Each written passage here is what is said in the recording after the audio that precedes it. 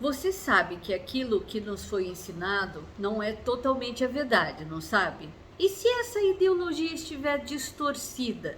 A maioria das pessoas vivem somente pelos cinco sentidos, só por aquilo que conseguem ver, ouvir, tocar, sentir, experimentar, que são apenas sinais elétricos interpretados pelo nosso cérebro, que não são necessariamente reais. Pode ser uma ilusão de ótica, pode ser uma sensação, pode ser um paradigma tentando te sabotar. Viver assim, só pelos cinco sentidos, é desvantagem. Existe dentro de cada um de nós uma capacidade mental superior aos cinco sentidos, também conhecida como faculdades mentais superiores ou capacidade mental, que é vastamente superior aos cinco sentidos. A nossa mente é uma ferramenta incrível, repleta de inteligência e competência que muitas vezes nós subestimamos. Infelizmente, muitos de nós acabam se limitando apenas por viver pelos cinco sentidos, seja por desconhecimento ou simplesmente por não ter consciência, não percebe que estão agindo assim. E eu continuo afirmando, isso pode ser uma grande desvantagem, pois nos impede de explorar todo o nosso potencial ali naquela situação. E um dos motivos que algumas pessoas decidem não usar o raciocínio, a lógica ou a razão é por causa da crítica das outras pessoas. Porque se você não estiver andando junto com a massa, você vai ser considerado uma pessoa diferente. Mas um detalhe é que a gente não pode andar pela definição dos outros, do que aquilo que é certo ou qual é a sabedoria de Deus. O mundo anda pela sabedoria deste mundo. E com isso as pessoas vão perdendo a própria identidade, o propósito de vida. Por isso é fundamental aprendermos a usar as nossas capacidades mentais de uma forma mais ampla para conseguirmos tomar decisões, fazermos escolhas inteligentes, para a gente seguir em direção aos nossos sonhos, às nossas metas, sem nos deixar influenciar pelo que os outros pensam de nós. Isso é especialmente verdadeiro para aqueles que estão se sentindo inseguros em relação daquilo que eles devem acreditar. Quando nos falta autoconfiança, podemos adotar comportamentos e opiniões que não são verdadeiras, apenas para nos fazer aceitos e amados pela sociedade.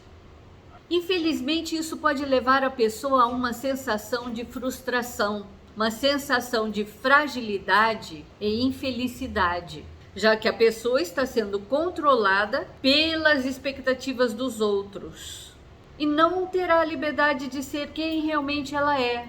Além disso, aqueles que não desenvolvem um senso crítico em relação ao pensamento em massa podem se tornar reféns do engano e das ciladas na mente, sem nem perceber. E isso pode ser ainda mais perigoso, já que a sociedade em que nós vivemos pode promover ideias e comportamentos que nem sempre são verdadeiros ou saudáveis. Portanto, é importante lembrarmos de que nós somos seres muito mais complexos do que isso, do que os cinco sentidos.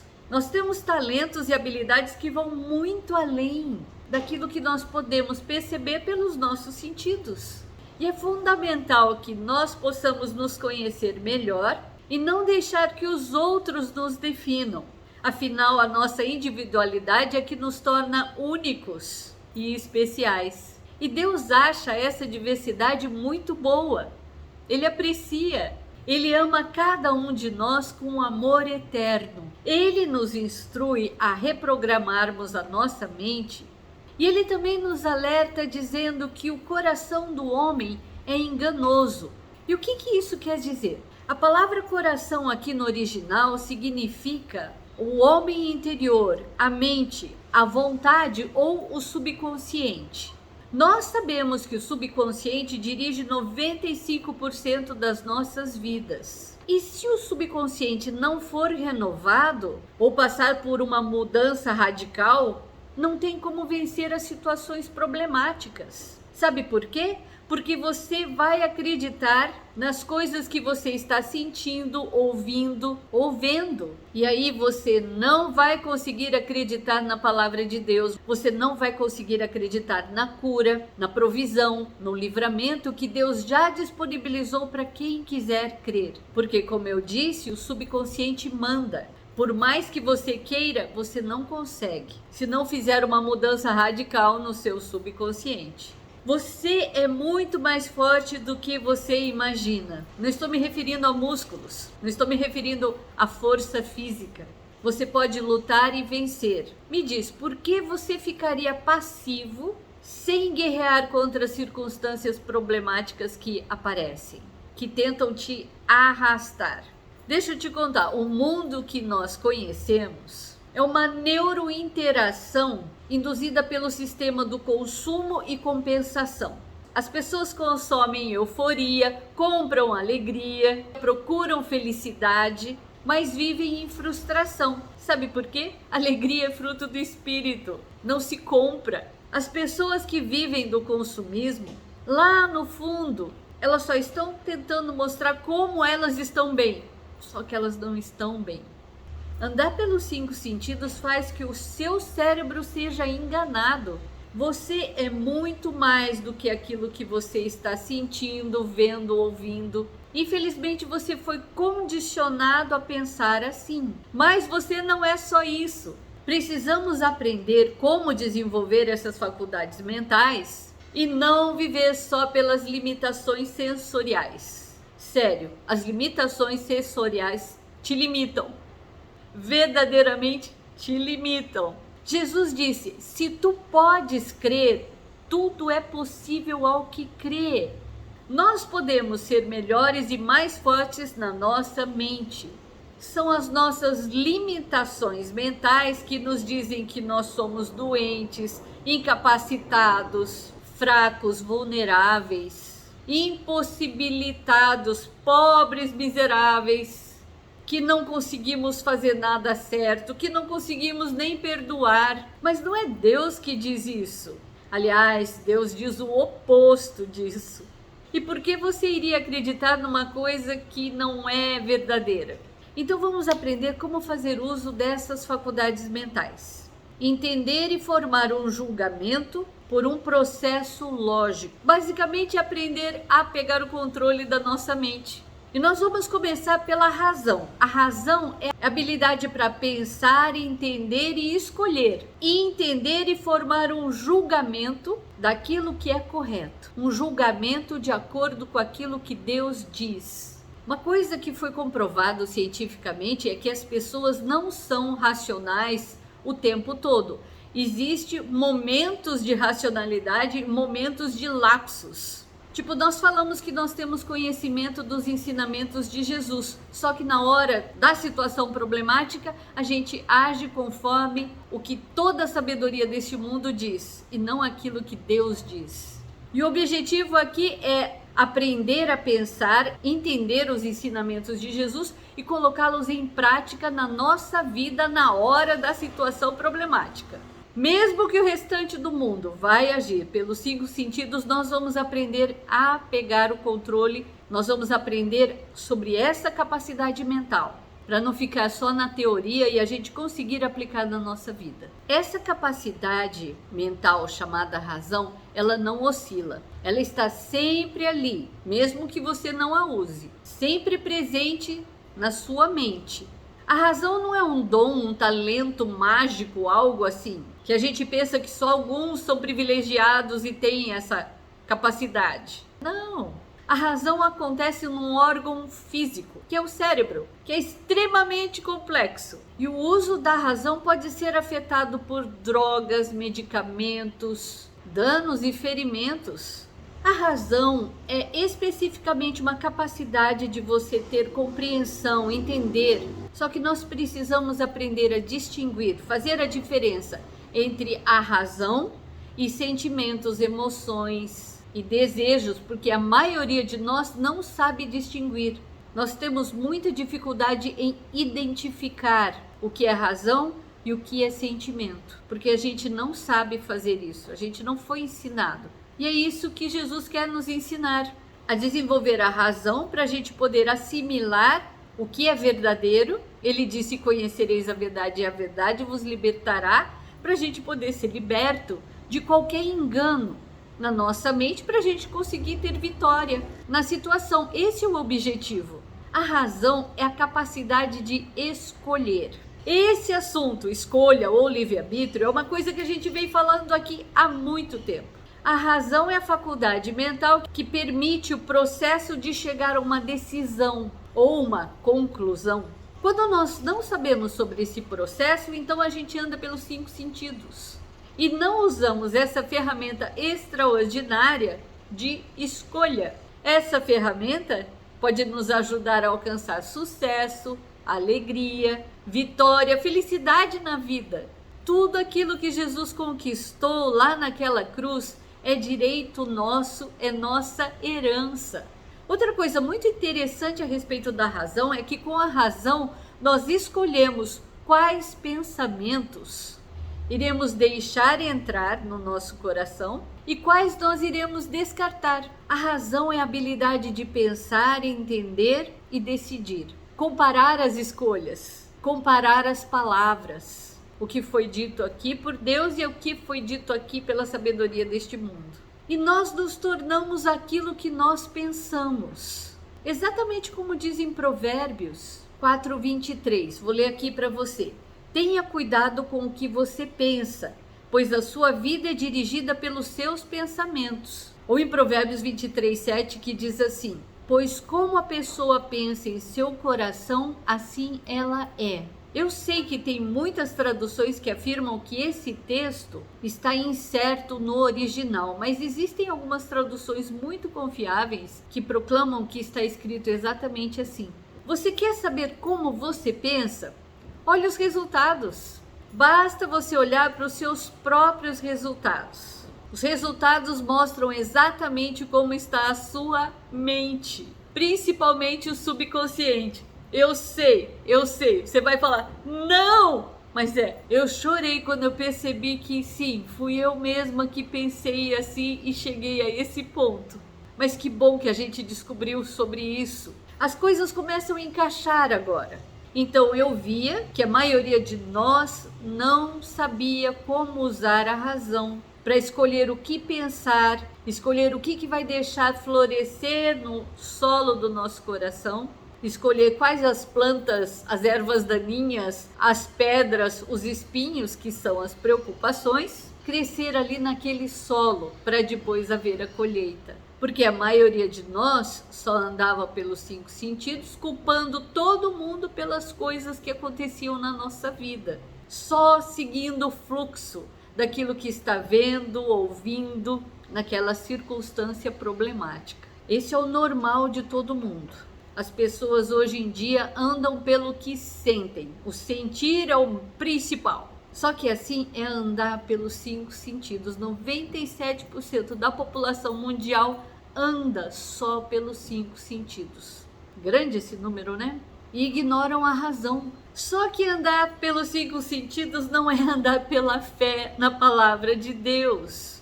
Porque está escrito que nós não podemos andar por vista, ou por aquilo que está sentindo ou ouvindo. Deus disse assim: o meu justo anda pela fé na minha palavra. Lembre-se que ter atividade mental não é usar a razão. Sem a razão não dá para controlar a mente.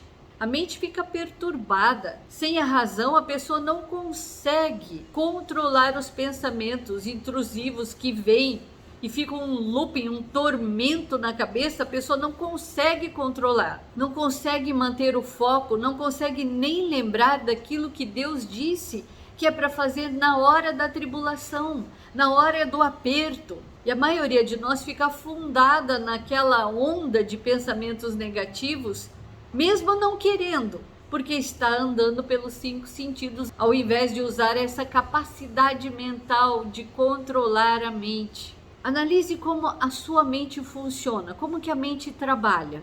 A cognição, que é o processo de adquirir conhecimento, identifica coisas, elementos e fatos. O nosso modo afetivo ou sentimentos reagem a essas coisas, a esses elementos, a esses fatos. Sendo coisas boas ou ruins, isso nos motiva a agir conforme aquilo que a gente aprendeu.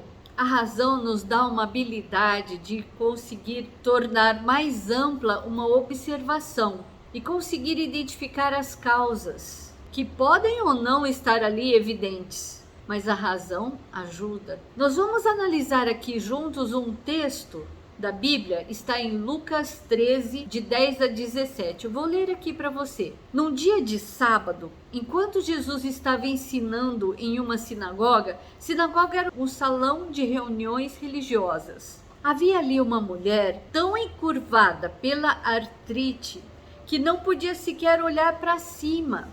Não conseguia de modo algum endireitar-se. Ela era afligida por aquela doença havia 18 anos. Sua condição foi causada por um espírito demoníaco, um espírito de enfermidade e escravidão, que a deixou incapaz de ficar com as costas retas. Quando Jesus viu o estado dela, ele chamou-a para si e gentilmente impôs as mãos sobre ela. Então ele disse: querida mulher, você está livre. Eu libero você para sempre desse espírito incapacitante. Você está livre da tua enfermidade. Instantaneamente ela ficou ereta e alta e transbordou com louvor glorioso a Deus. O líder judeu que estava encarregado da sinagoga ficou furioso com a cura de Jesus no dia de sábado e disse: 6 dias vocês devem trabalhar. Ele gritou com raiva para a multidão: nesses dias você deveria vir aqui para a cura, mas não no dia de sábado.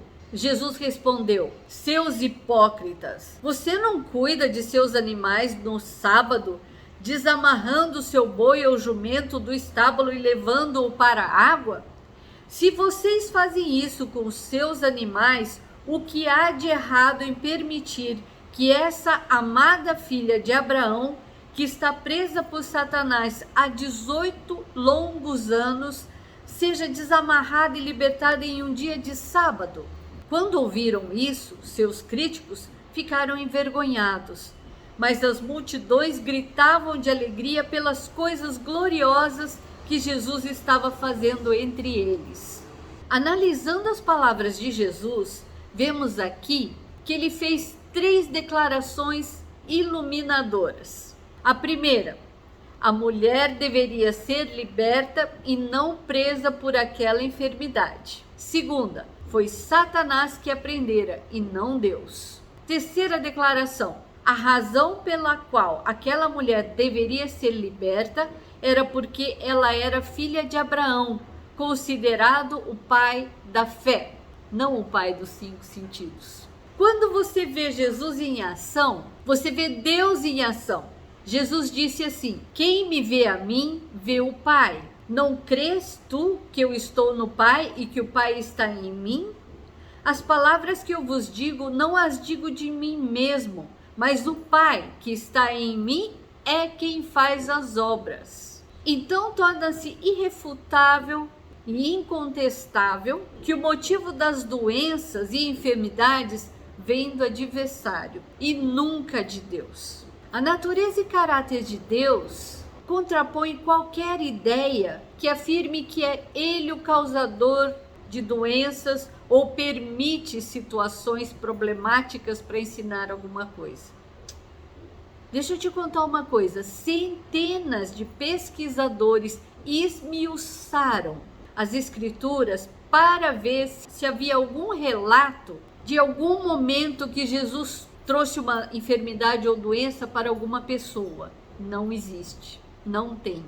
Nem ele trouxe, nem ele permitiu. Também os pesquisadores diligentemente procuraram se Jesus trouxe ou permitia tempestades, tipo problemas sobre a vida da pessoa. Também não foi encontrado absolutamente nada desse tipo, nada sobre isso. Ao invés disso, constataram que Jesus acalmava as tempestades da vida. Perceba que Jesus não repreenderia nem destruiria algo que Deus tivesse causado ou realizado ou permitido. Jesus só fazia a vontade do Pai.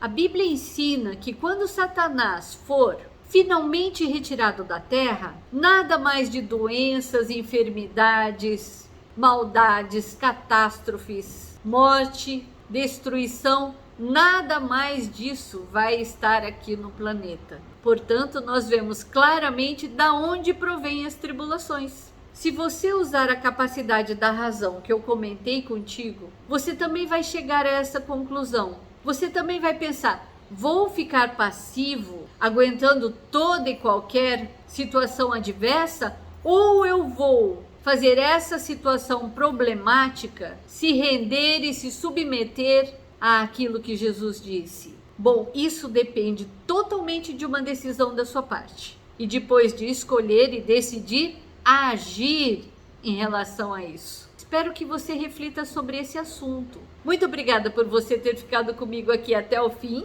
Não esquece de deixar o seu like, ajuda muito. Compartilhe esse vídeo com pessoas queridas. E beijos, beijos e até o próximo vídeo.